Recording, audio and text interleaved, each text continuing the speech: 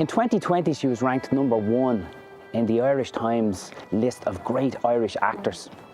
The New York Times referred to her as the Queen of Technicolor, with her flaming red hair, beautiful green eyes and flawless complexion. A career that spanned from the 1930s right through to the 2000s. And I'm standing here on Beechwood Avenue in a suburb of Dublin City called Ranelagh, where Irish actress and legend of the silver screen Maureen O'Hara was originally from.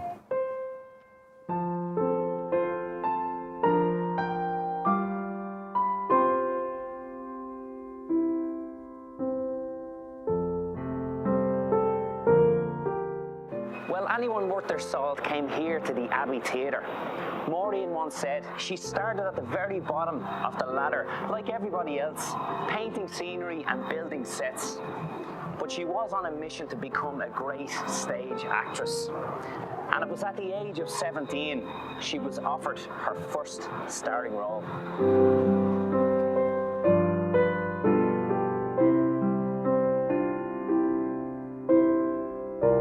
When in school, a gypsy predicted she was going to be rich and famous.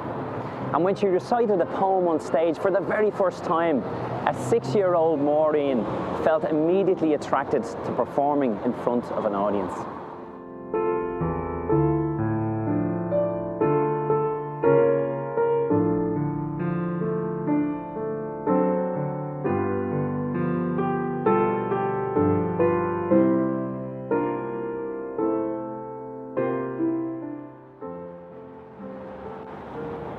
But Maureen didn't take that starring role. Instead, she was sidetracked to a little meeting inside this hotel, a meeting that would be the catalyst to her career.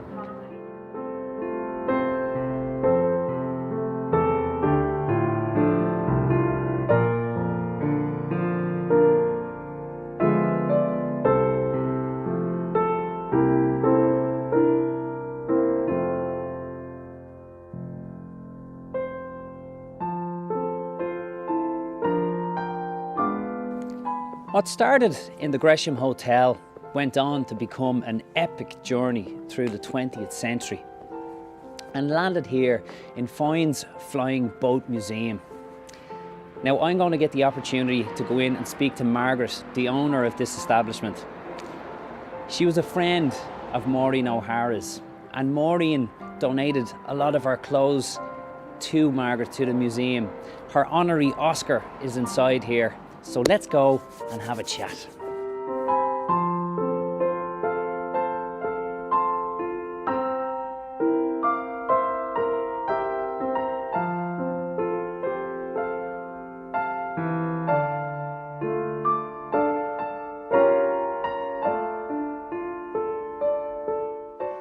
Margaret, what a place this is.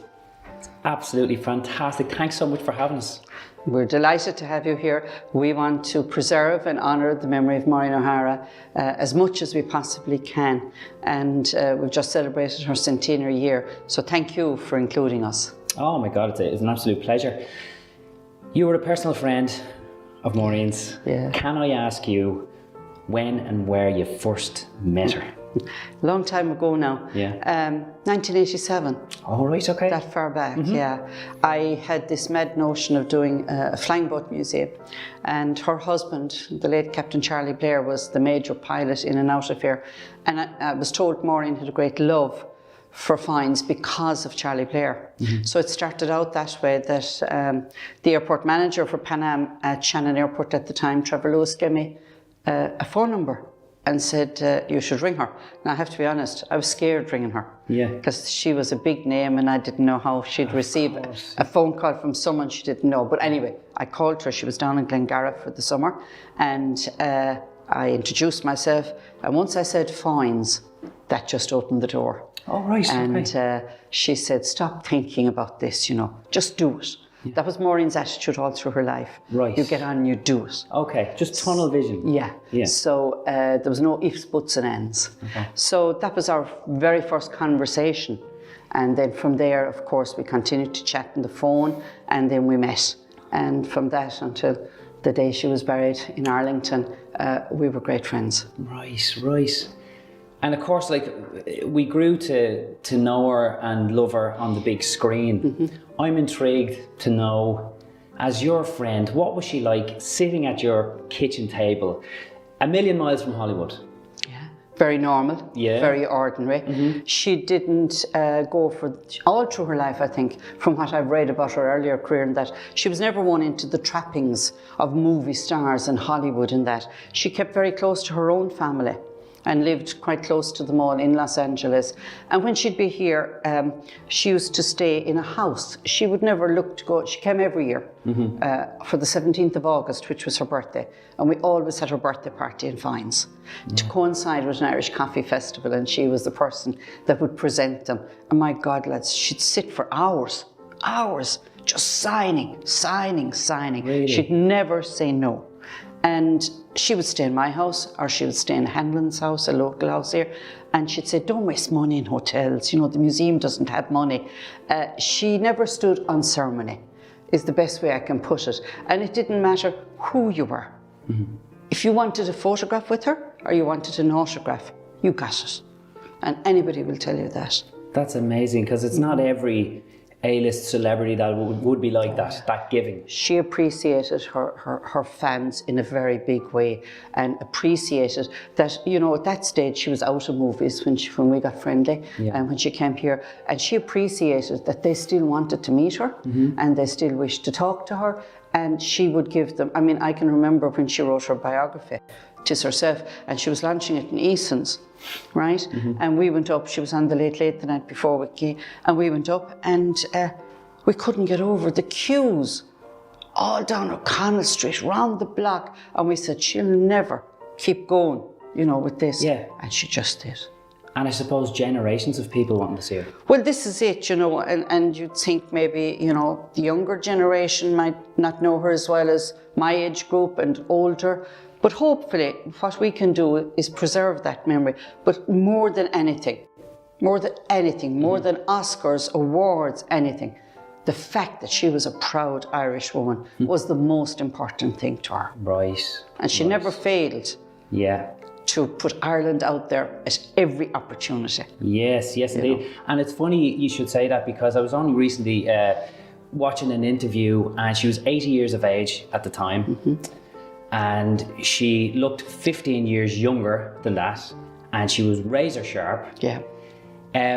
And what just was so apparent as well, first of all, her Irish accent was still very thick, like, you know. And if I had a penny for every time she mentioned something about Ireland, I was going, oh my God, she's such a proud Irish lady. Well, I suppose the most famous story to prove how proud she was when she went for her American citizenship. I don't know if you've heard that story. She went for it, she went through the exams, all of that. But anyway, when it came to the day for signing up and going to swear allegiance, she was filling out the form, and previous nationality, you know, previous was on the form, and she went down it. Ireland wasn't there. She went up and down, no. And she went up to the lady in the desk and she said, there's something wrong here, you know. I can't tick Ireland. And they said, no, go on, tick UK. And of course she rared. No way was she going to be British. So the woman said to her, well, if you don't tick it, you can't become an American citizen. You have to swear allegiance. So she said, well, how can I get this changed? And they said, you have to go before a judge. And they duly arranged it. She went before the judge, and she met her case and said, I'm from Dublin, Ireland, I'm Irish, I cannot tick a box that I'm not. And she fought her. She was good at fighting her arguments. And eventually the judge said, sorry, the law is the law, tick it or, you know, buzz off. So she said, well, in that case, I can't accept my American citizenship. And as she walked out the door, she had one more go at him. She always said, I had one more go. An Irish woman never gives up without a good fight. And she turned back and she said to him, Your Honour, do you realise what you've just done? And he said, what woman? And she said, you have deprived me, my children and my grandchildren of their Irish heritage and culture.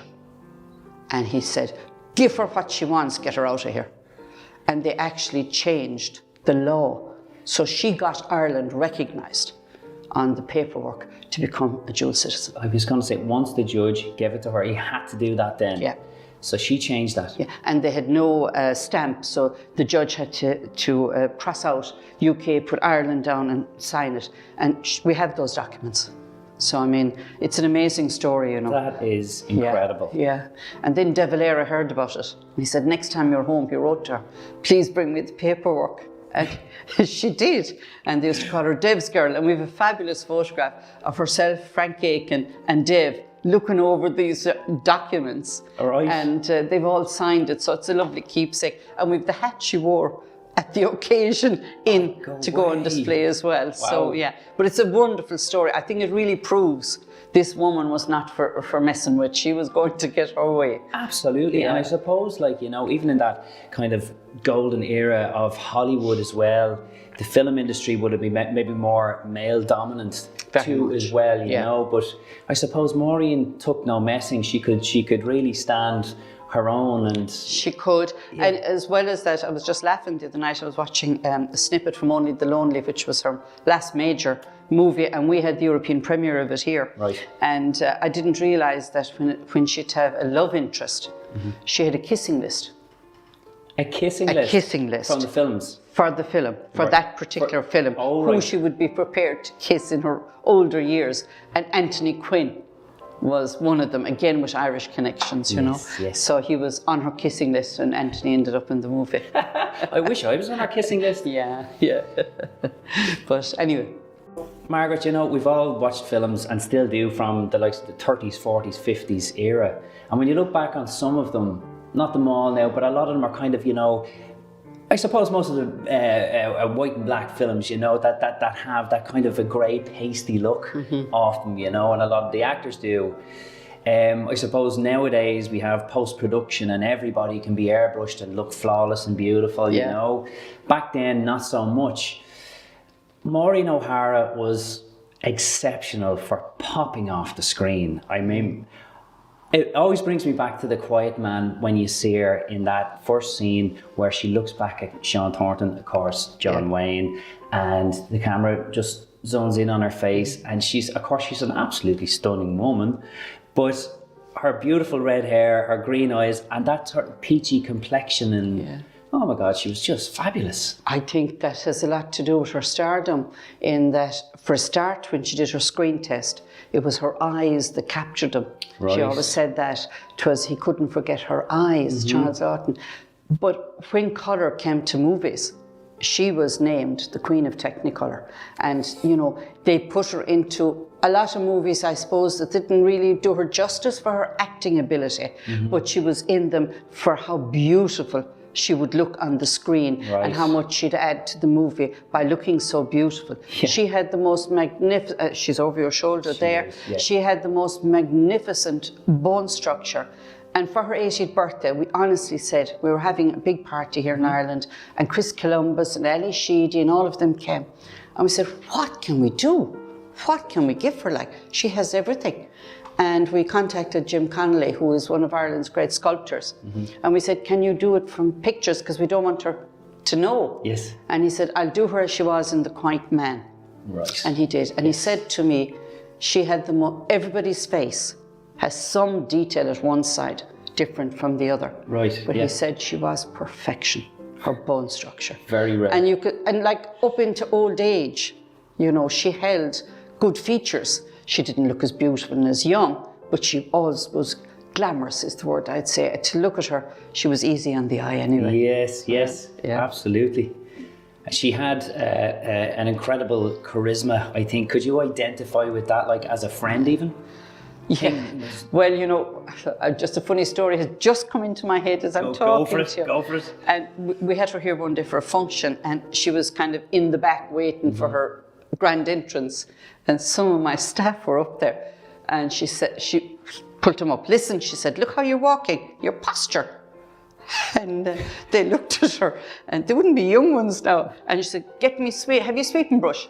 And they got a sweeping brush, and she stood up and showed him how you put the sweeping brush behind your back and through your arms, and you walk with it, and you got the shoulders back and the chest out and your posture. And you know, the girls were telling me after, they said it was priceless. You know, I mean, this is before she comes out to a major appearance. Yeah. And that that was Maureen, you know. And it was the same with film crews and all of them, the RT, all of them used to come here for her birthdays.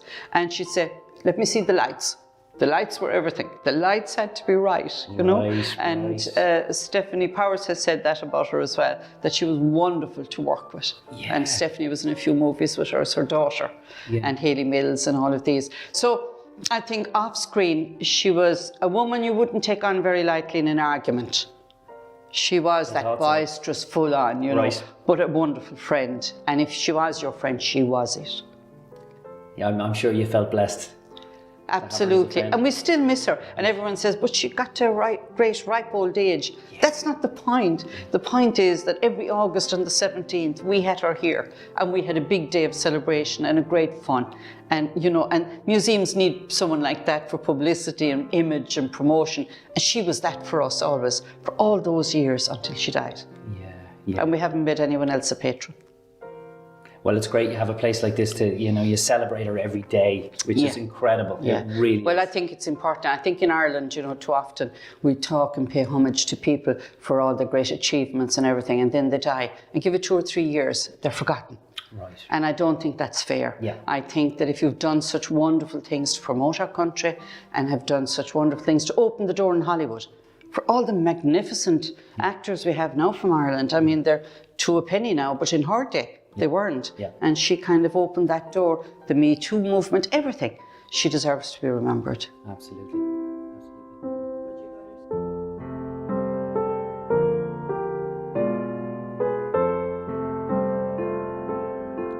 Well, I think it's safe to say that I've fallen in love with Maureen O'Hara, and I simply want to be John Wayne. It's been heartwarming looking into the lives of 2 extraordinary people. 2 people that we will never, ever see the likes of again. And of course, thank you to the Academy for this recognition. I'm so honored. I wouldn't be here tonight if it wasn't also for a few other gentlemen who I was lucky to work with along the way. Charles Lawton,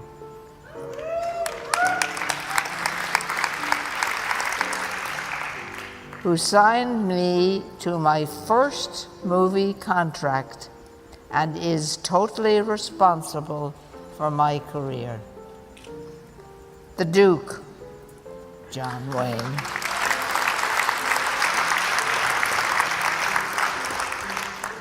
John Wayne signed me to my first movie contract and is responsible for my career. Yeah. Oh, I have to read. Why read that and call him an old divil? No, read right here. Just read here. Just read right here. Just read it. And it says, and of course, that old devil himself, the great John Ford. Here, another one. Take this one. Pappy, we finally got an Oscar.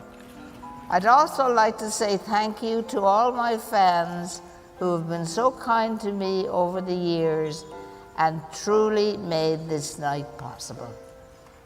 I'm so proud to receive this award because it comes from my peers who represent every element of the motion picture business.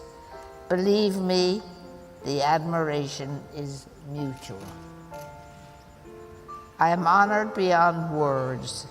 Thank you with all my heart, and I leave you with this old Irish saying, may the road rise to meet you, the wind be always at your back, and may the sun shine warmly upon your face. Good night.